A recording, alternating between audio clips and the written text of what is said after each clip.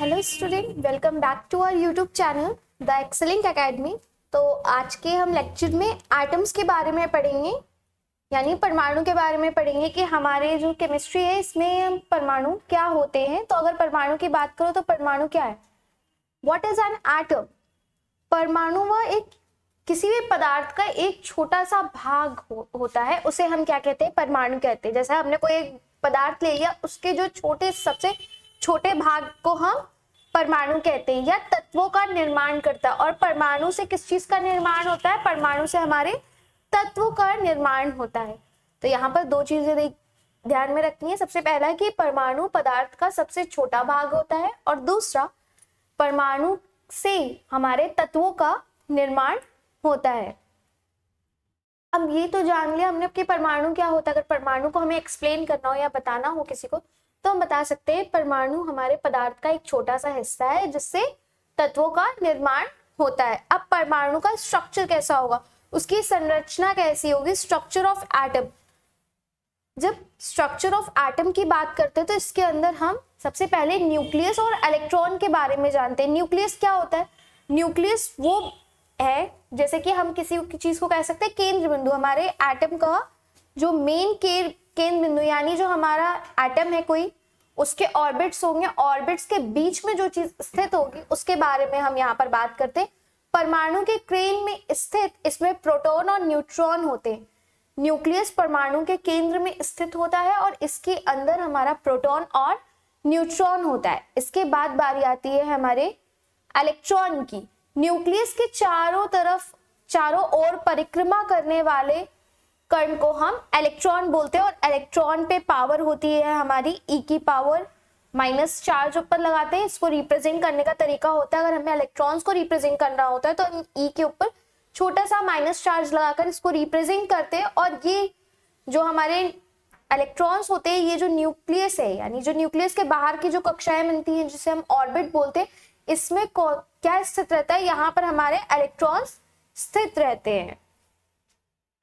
इसके बाद proton, neutron and electron. Electron के अलावा भी हमारे पास दो और चीजें होती हैं, प्रोटॉन और न्यूट्रॉन।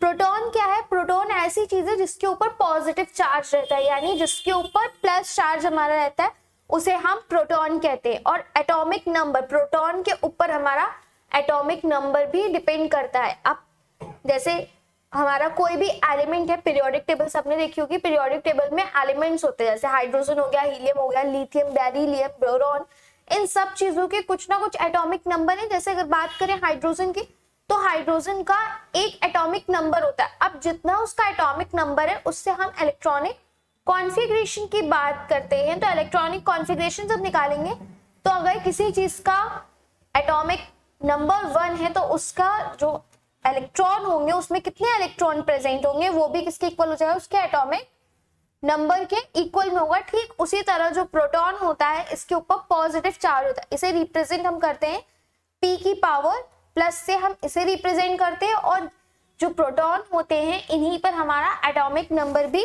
डिपेंडेंट रहता है, निर्भर करता है।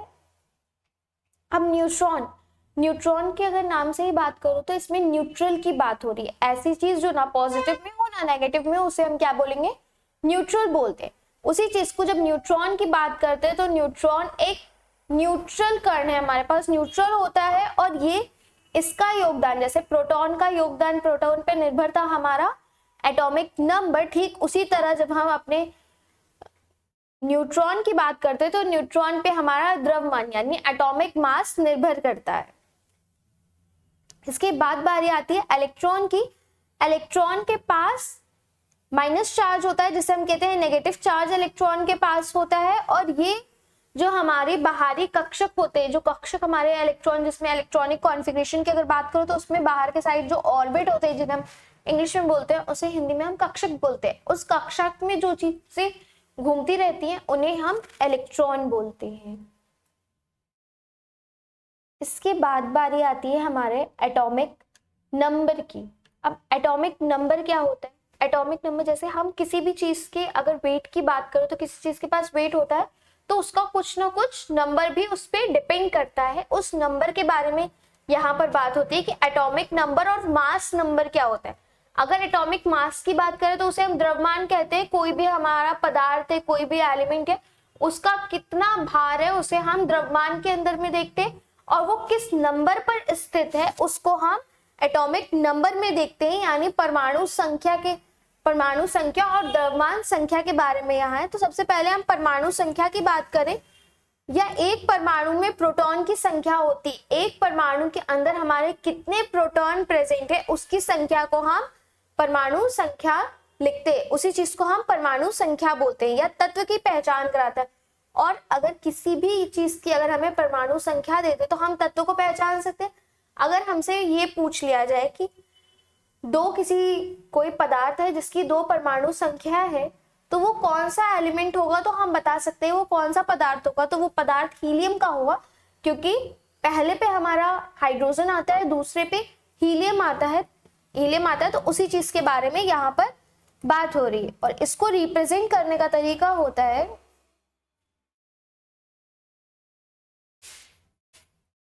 एटॉमिक नंबर को हम, जैसे हमारे पास अगर हीलियम की बात करो, हीलियम का एटॉमिक नंबर 1 होगा, इस तरीके से रिप्रेजेंट करते हैं। और सेम इसी तरह जब हम पीरियोडिक टेबल की बात करते हैं तो पीरियोडिक टेबल में कुछ इस तरीके के ब्लॉक होते हैं, और उसके अंदर सबसे पहले तो हमारा जो एलिमेंट होता है उसका सिंबल होता है, जैसे He हमारा हीलियम का सिंबल होता है, एंड ऊपर के साइड वहां पर इसका एटॉमिक नंबर लिखा होता है, और नीचे इसका द्रव्यमान लिखा होता है, जिसे हम कहते हैं द्रव्यमान की संख्या नीचे के साइड लिखी होती है।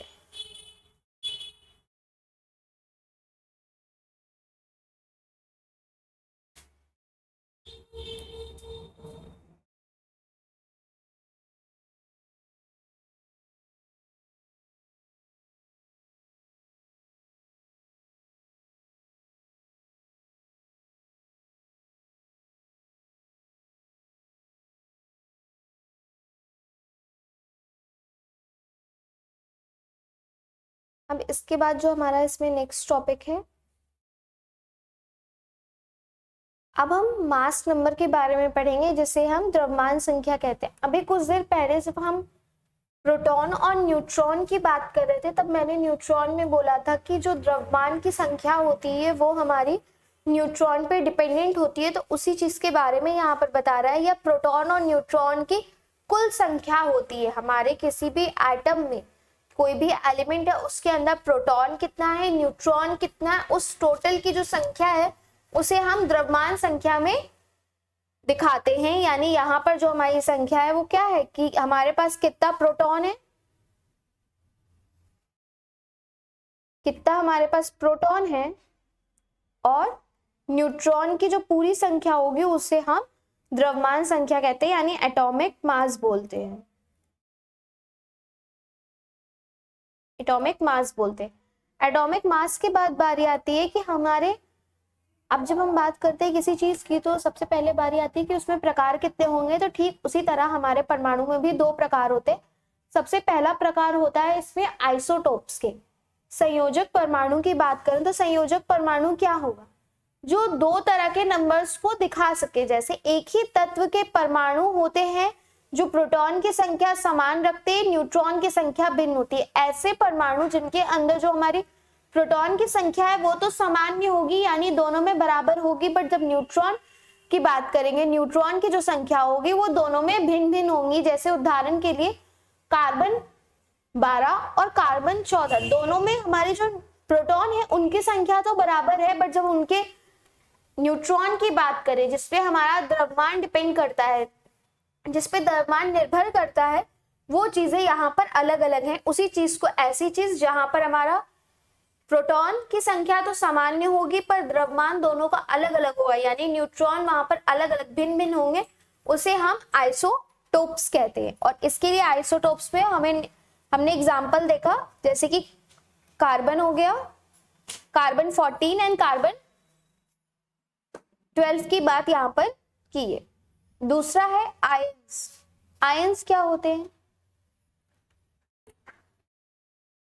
आयंस वो चीजें होती हैं, आप लोग ने अगर देखा हो प्रीवियस क्लासेस में, आप लोग ने पढ़ा हुआ कैटायन और एनायन के बारे में। आयन 2 होते हैं हमारे पास, सबसे पहला होता है केटायन और दूसरे होते हैं एनायन। केटायन के ऊपर चार्ज कैसा होता है, पॉजिटिव चार्ज होता है। एनायन की बात करें तो माइनस चार्ज होता है।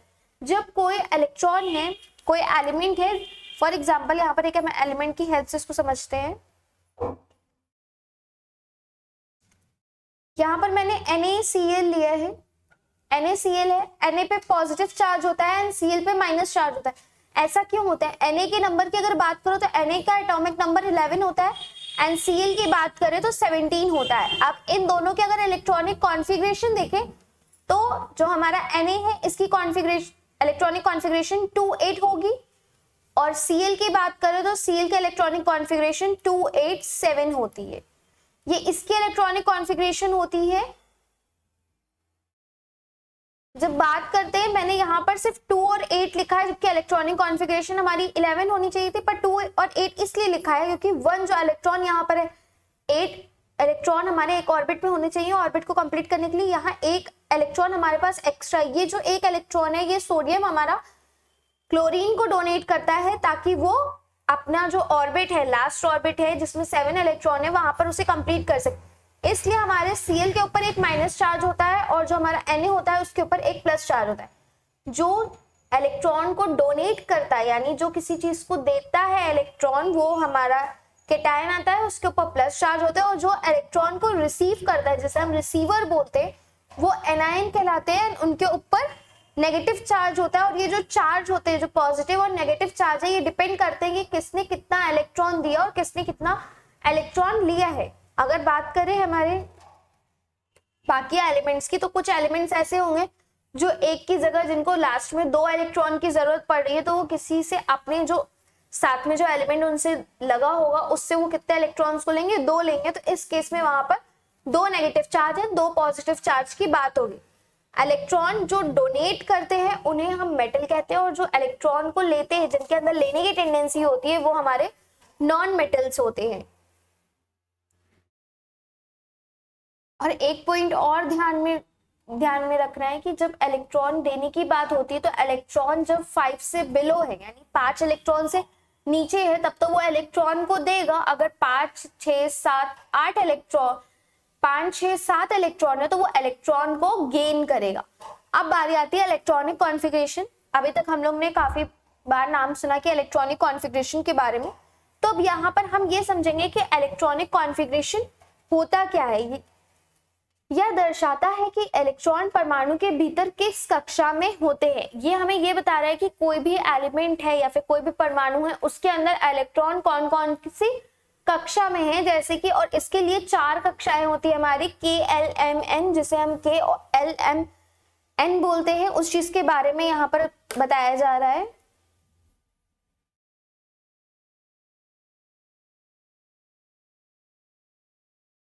अभी मैं सोडियम की वहां पर बात की थी, तब मैंने यहाँ पर इसका एटॉमिक नंबर 11 बताया था और इसके इलेक्ट्रॉनिक कॉन्फ़िगरेशन को मैंने 2,8,1 बोला था। इसको हम कैसे किसी इलेक्ट्रॉनिक कॉन्फ़िगरेशन के अंदर भरेंगे उस चीज को यहाँ पर देखते हैं। सबसे पहली जो सेल होगी जिसे हम K बोलेंगे, इसके अंदर 2 इलेक्ट्रॉन, फिर उसके बाद हम 8 इलेक्ट्रॉन्स को फिल करते हैं। 8 इलेक्ट्रॉन के बाद जो बाहरी संख्या होगी उसके अंदर हम 1 इलेक्ट्रॉन को भरेंगे। अब जितने इलेक्ट्रॉन हमने भरे अगर इसका टोटल किया जाए तो 11 आएगा। 2 + 8 10, 10 + 1 11। उसी चीज के बारे में हम इलेक्ट्रॉनिक कॉन्फ़िगरेशन के अंदर पढ़ते हैं।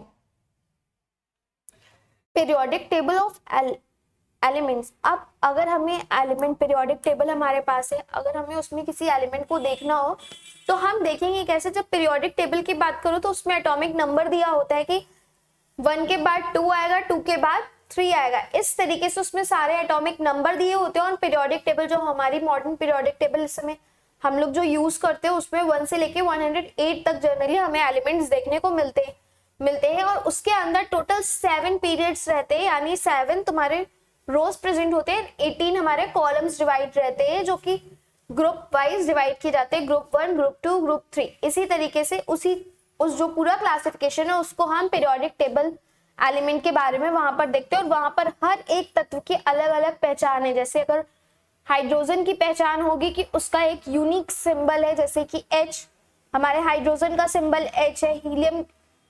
हीलियम की बात करें तो He है। लिथियम की बात करें Li है। बेरिलियम की Be है। इस तरीके से वहां पर हर एक एलिमेंट को एक यूनिक आइडेंटिफिकेशन दी गई है जिसे हम सिंबल बोलते हैं किसी भी एलिमेंट का।